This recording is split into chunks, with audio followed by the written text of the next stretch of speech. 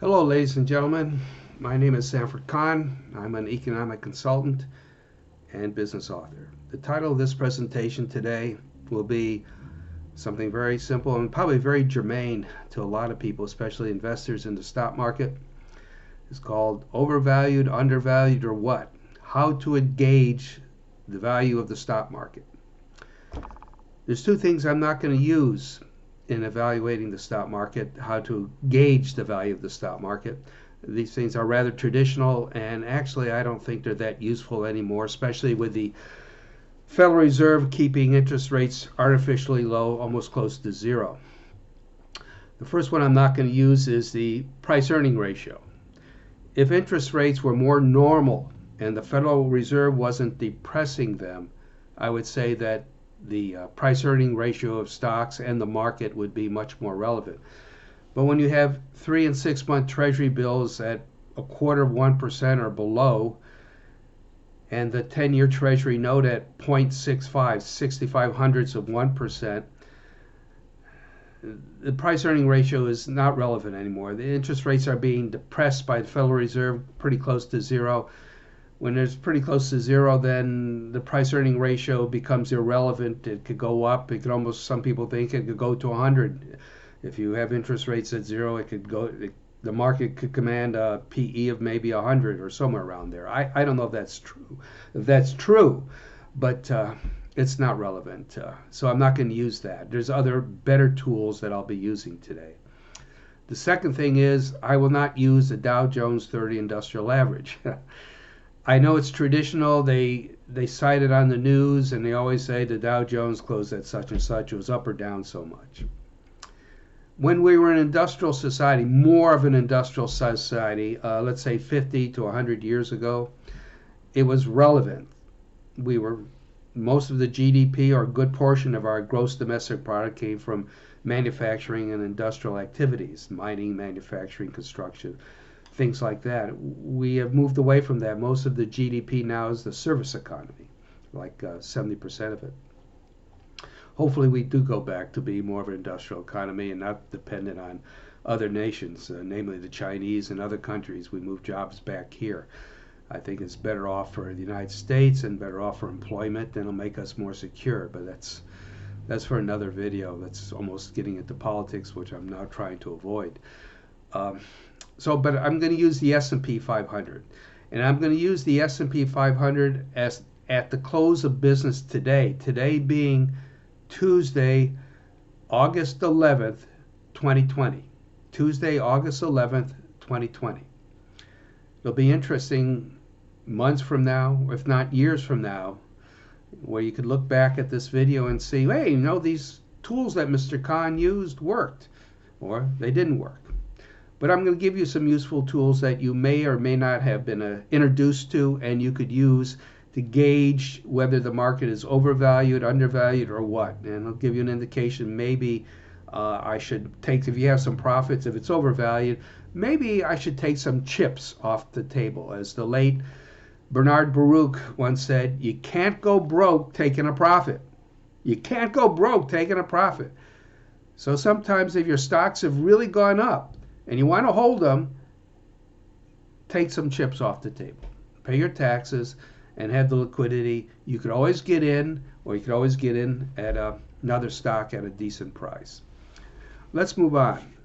So today, being August 11th, 2020, Tuesday, August 11th, the S&P, let me get this right here. There we are. Closed at 3,334, rounded off to the nearest point. 3,334. Okay? This is not a Hollywood production, folks. I know this is crude. I once saw a movie where somebody complained, your methods are very crude. And the guy who was doing the crude ship said, yes, they're crude, but they are effective. So this is crude, but it is effective. So we closed at 3,334. I used the 200-day moving average. The 200-day moving average closed today of the S&P 500. Now this is the S&P 500. If you're a professional investor or you want to be in the stock market, don't focus on the Dow Jones. Focus on the S&P 500 it is a more reliable indicator of the market. The Dow Jones are 30 large stocks. All those stocks are in the S&P 500 plus a lot more, obviously a lot more. And it's a trade-weighted stock. So it's more accurate of the market than the Dow Jones 30. And you sound more professional if you mentioned the S&P 500 anyways. The 200-day moving average closed today, 8/11/2020 at 3,060, rounded off to the nearest point. One of the rules of thumb, this is the thumb. One of the rules of thumb is that whenever the market gets 10%, close to 10% or above the 200-day moving average, a correction can possibly occur. It's not guaranteed, but the probability, that's all you have is just probabilities here. It's almost like rolling the dice in Vegas or any casino. It's all probabilities that your number will come up. But the probabilities increase that a correction can come in. I don't know what percent, that you can't tell. But even if a 5% correction comes into the market, that's a normal correction in an ongoing bull market. As long as the S&P 500 could stay above its 200-day moving average, there's two things I'm going to talk about. As long as it could stay above its 200-day moving average, all is well. All is well. Even if a correction comes in, all is well. If it could stay above its 200-day moving average. You could find a 200-day moving average. Obviously, it changes every day. Not by much, but it does change. Just go into Google and do a search, say, a 200-day moving average of the S&P 500, 500 index, and it should pop right up. As long as it stays above that 200-day moving average, all is well. If it should plummet below it, and break it, then there's problems. Now, if you think about it, the 200-day moving average is not really that important of a number. The only reason why it's important is because everybody focuses on it. The professionals focus on the 200-day moving average. They focus on it. That's why it's important. So if they focus on it, you should focus on it. So as long as a correction comes in and stays above the 200-day moving average without plummeting through it, you're okay. You're okay. As I said, when the market gets about 10% above the 200-day moving average, then there's a greater possibility a correction can occur. So if you want to know what the 10% above the 200-day moving average is, this is the S&P 500 as it closed today, 8/11/20, 3334. All you do, take the 200-day moving average right here, 3,060, and multiply. I'm getting my calculator now, folks. Just turn it on. Take 3,060, 3060. This is high math here, folks. And multiply by 1.1. That's 10% above. That's 3,366. 3,366. The S&P closed today, like I said, 3334. So it's in 1%, almost 1% of being 10% above the 200-day moving average. You're getting close to where the odds increase that you can have a correction coming in when it gets near 10% or above. It's also interesting today that in the morning when I was watching the market, I'm here in California, so the market closes at 1 p.m. our time.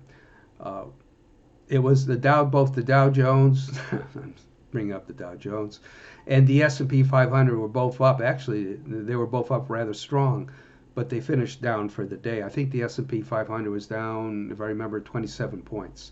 But it was up. It was up fairly strong in the morning, and then it closed down.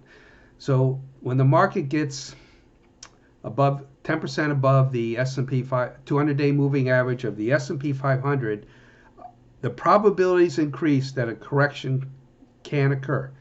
The thing you have to watch for is to make certain that it doesn't plummet through the 200-day moving average. If it just goes down 5%, stays above the 200-day moving average, all is well. That's normal in an ongoing bull market. That's just a correction. You could use that as a good opportunity maybe to buy more stocks if you wish. Okay, let's move on. I think I beat that subject to death. There's an indicator that a lot of people haven't heard of. Professionals in the market have. It's called the Buffett indicator, named after that sage of Omaha, Mr. Warren Buffett.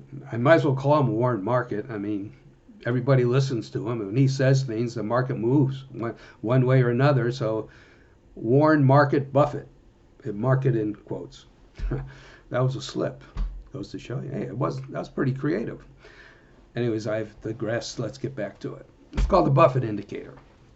The Buffett indicator is very simple. Simple division. It's the ratio or division of total market capitalization, the value of all the stocks traded on the markets in the United States, divided by GDP, gross domestic product. That's all. It's just the ratio. It's expressed in percent. According to Mr. Warren Market Buffett, it is the most accurate indicator where the market stands at any moment in time. It is the most accurate indicator, reliable and accurate indicator where the market stands at any point in time. Now, if you want to find this every day, it's evaluated every day. Actually, it's valued almost on the hour. You go to Guru Focus, GURUFOCUS, gurufocus.com. Go up to markets. You'll see markets on the top. It's pull down menu, and then it'll say Buffett Indicator USA. Just click on that. It'll pop right up. So that's how you get it. So what I did for you, so you don't have to do it now, I printed out the Buffett Indicator. Here it is. I'm making certain I have the right one. This is what it looks like. You see it? Like I said, this is not a Hollywood production. So the Buffett indicator closed today, being Tuesday, August 11th, at 175.5% of GDP. I'll repeat that number back. 175.5% of GDP. It's up here where the arrow is. Take a look. This goes back to 1970. It's at record highs, extremely record highs. The only reason why it is at record highs, not because of the economy, mainly because the Federal Reserve is keeping interest rates depressed, really depressed. So where is money going? Stock market seems to be the only. Stock market and gold actually seems to be the only games in town. A lot of the market money, though, is going into the stock market. That's why it's going up to record highs, 175.5% of GDP. You notice that the curve right here, the top curve right there, that's the dot-com bubble of 2000. We are now extremely above that. It has gone above that. You can look this up on your own on gurufocus.com. Just go to markets, pull down menu, and look at USA. You can get it yourself. This market is extremely overvalued. And notice that when it tops out, like it did in 2000 and then 2007, you could look at it, it goes down. It might have little rallies here and there, but it goes down to at least 50% of GDP. 50 to 75% of GDP. We're at 175.5%. Remember, I made a video, or maybe some of you have seen it, on my channel. And it can't hurt you to go to my channel and look at this video. It's called the First and Only Law of Bubbles You Need to Know. Excuse me. The first and only law of bubbles you really need to know. The stock market right now is in a major bubble. I don't care what anybody on TV says, it's a bubble. Do you understand that? It's a bubble. And the first law and only bubble says one thing: all bubbles burst. All bubbles burst. No exceptions. I don't know when this is going to burst. It could go higher. I'm just saying this is a bubble that's really inflated. It could get more inflated. But when it does burst, there's a good probability, if it follows history, it'll go down somewhere to 50 to 75% of GDP. Guess what it's at now? Like I said, 175.5%. It's great. It's euphoric. All bubbles burst. No exceptions. Can't hurt. Maybe if you have some good profits to take some chips off the table. Those are the tools, simple tools that I use. Now, if you can own stocks, why not own stocks that pay you a dividend? Even if they're not going anywhere, going up slowly, and get outside the high tech. Most stocks are going up, but not that quickly. At least they pay you a dividend. Why not own stocks that pay you a dividend? That way, even if they don't go anywhere or even go down, you're collecting revenue, you're collecting money, and you could use that to pay your bills. There's another little thing you could do for those who understand options, especially call options. A lot of the major companies, even minor ones now, have call options on them. IBM, Hewlett Packard, all of high tech, Apple, Google, all of these, I think they go by alphabet now. They all have call options. Now you name any corporations, it's on all the S&P probably all have call options. Even if your stocks aren't going anywhere, why not just sell call options on them, out of the money call options on them, and generate extra income? All you're doing is giving somebody the right to buy your stock at a certain price called a strike price within a certain period, and for that you collect premium. It goes right into your account. That's your money to keep. That's just something I do in my own account. That's a little simple strategy you could use. It's called covered call writing. You could do it on part of your portfolio. You don't have to do it on all your portfolio. It's one way of also protecting your portfolio in case the market goes down. It'll give you some protection. It will not give you absolute protection, but at least you'll generate income. I like to end this video like if I remember, I try to end all my videos by saying this: liquidity is king, not Elvis. And I'll also repeat, like I said before, the first and only law of bubbles you need to know is that all bubbles burst. No exceptions. I don't know when the stock market bubble will burst, but it's not going to go up to infinity. We are already at we're at absolute record highs on the Buffett indicator. And I believe Mr. Buffett, this is the most reliable indicator where valuations stand at any given moment in time. And we're up there. I don't know what'll burst it. I have a feeling what could burst it. If next year Congress decides to raise taxes substantially, special capital gains, corporate and personal income taxes, this could burst the bubble. Until then, remember this, friends, stay liquid, stay healthy, and I hope you prosper. And if you have time, look at my YouTube channel, and I hope you subscribe to it. Until we meet again, be well. Take care, friends.